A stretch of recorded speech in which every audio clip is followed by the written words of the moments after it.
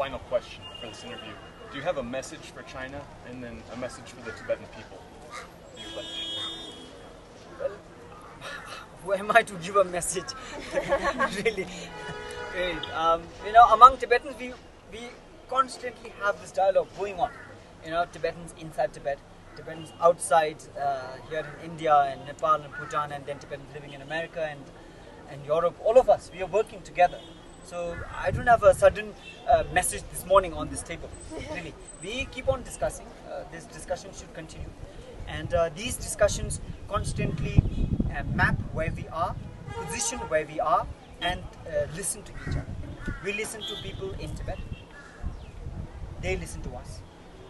We encourage and inspire each other. For them, they say that Tibetans outside are their hope, and we say that Tibetans in Tibet are our inspiration. They are our hope. Because in free country, how much loud you shout or go in prison, you can't really get anything. But it in itself plays a role. And Tibetans in Tibet, even if they make a small whisper for free Tibet, they get arrested. And they think that it's not going anywhere. So we constantly refer to each other. You know, and then the Chinese, we constantly, you know, we are trying to work with each other. But I think China still, I think, is in the what I call the stupor of nationalism. I'm sure many of you will agree that if you have Chinese studying in your university, it is difficult to even engage in a discussion with them about Tibet or Dalai Lama. Right in face, no. And I sympathize with them. Because it's not coming from themselves personally. They are a victim of effective Chinese propaganda.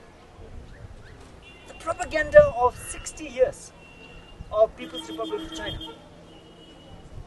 The propaganda of almost about 80 years of communism. A communism which plays invigilance on your family, brother, sister, uncle, aunt, friend, boyfriend, lover, and also to yourself to watch, are you doing anything wrong in the interest of the society? I sympathize. I can understand their hatred, their immediate no for freedom. I can understand this. And therefore, maybe the message is not to them, to you.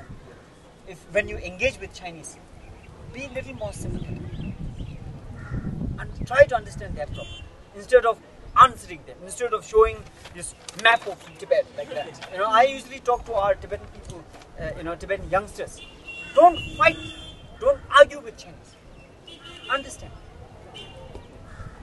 And this attempt to understand them is very difficult. Most of the time you lose your patience, but that is a test of patience if you are truly practicing this. That you cannot change a person overnight with a question or with your brilliant articulation of some, you know, or a fact that you came out from a history textbook. You cannot change people's mind like that. They have been undergoing this in a systematic generation to generation thrashing of all the propagandas from the outside and instill them nationalism. So therefore you see that in 2008 in America, I think the largest protests, Chinese protests that happened ever was not something that happened in China. The largest Chinese protest that ever happened was in America by the Chinese, who are supposed to be liberal and in the West and educated, and these are the people who were much more resistant to the idea of freedom and democracy. All these, what we call the democracy activists, they did not take the advantage of the 2008 Olympics interest of the West on China. They did not, nobody took interest of that. Falun Gong didn't do anything. If you notice, Falun Gong didn't do anything. Chinese democracy activists, freedom activists, they didn't do anything in the 2008 Olympics. That was the best moment for them to really speak for Chinese freedom. So instead of fighting Chinese propaganda, maybe we could understand them, and we can help them. We can help them, really, because there are people who are beyond the point.